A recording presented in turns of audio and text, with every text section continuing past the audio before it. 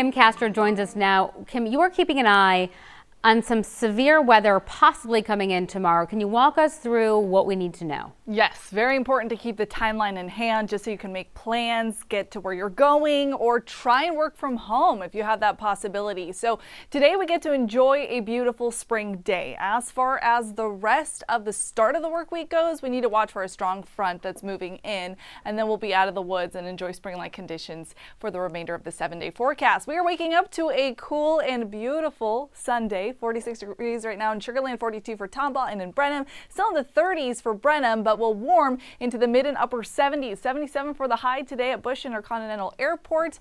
And we are going to see a little bit more cloud cover moving in. This is a snapshot of the water vapor imagery that is aloft, so above us. We've already replaced the very dry air with saturated air.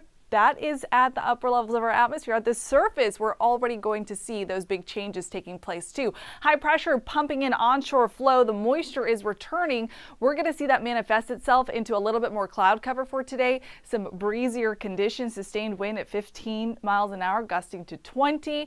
The importance with this is that it's funneling in quite a bit of moisture that sets the stage for what is to be a very wet start to the work week with the potential of strong storms as we see that weather line up with the front that's pushing through. So here's a snapshot at 8 o'clock in the morning. If you're commuting to work, just know you're going to run into some pockets of moderate to potentially heavy rain, and that really persists through the morning into the afternoon. We'll start to see the front push through, and that brings us the severe component. First, it barrels through San Antonio, Austin, and North Texas, and then gets to our area by the late evening hours. So the window between 10 and about 2 o'clock in the morning is going to be the most severe. So 11 o'clock, we see showers there pushing through Spring and Katy. These embedded thunderstorms could see some tornadoes in them, and then we'll see that pass through the loop, the Beltway, and pushing offshore finally by early Tuesday. So 6:30 in the morning, we should start to see conditions dry up. The cloud cover will lift by the afternoon. Sunshine returns to the forecast, but we really have to brace for what is to come between now and then.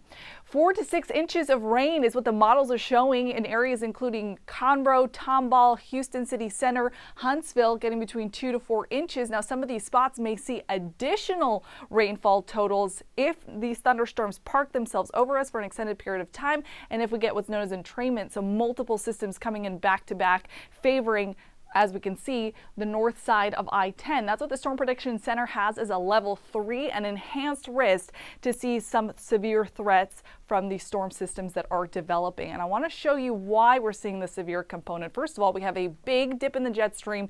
This trough is really digging into us, and the jet is splitting. Anytime we see the jet split like this, it creates a big void at 34,000 feet, and that void has to be filled somehow, which means at the surface we see convergence, the air coming together, all that moisture funneled in and sucked up into these big thunderstorms that grow in size and in intensity. And as they do that, they have the potential to bring us these threats. Strong winds with 70-mile-an-hour gusts, or in excess of that. We could see hail of 1 to 2 inches in diameter. Flooding is possible because we could see rain that brings us 3 inches per hour. So for a prolonged period of time, over a couple of hours, that really starts to bring us the concern for street flooding, potentially flash flooding too. And within these storms, thunderstorms work in a horizontal manner, but if we start to see some shifting wind, some shear, they start to tilt in the vertical, and we could see those thunderstorms reach the ground and then become tornadoes and the hazards that come associated with that. So a very watchful next few hours that we'll have here, with a 90% chance to see some storms.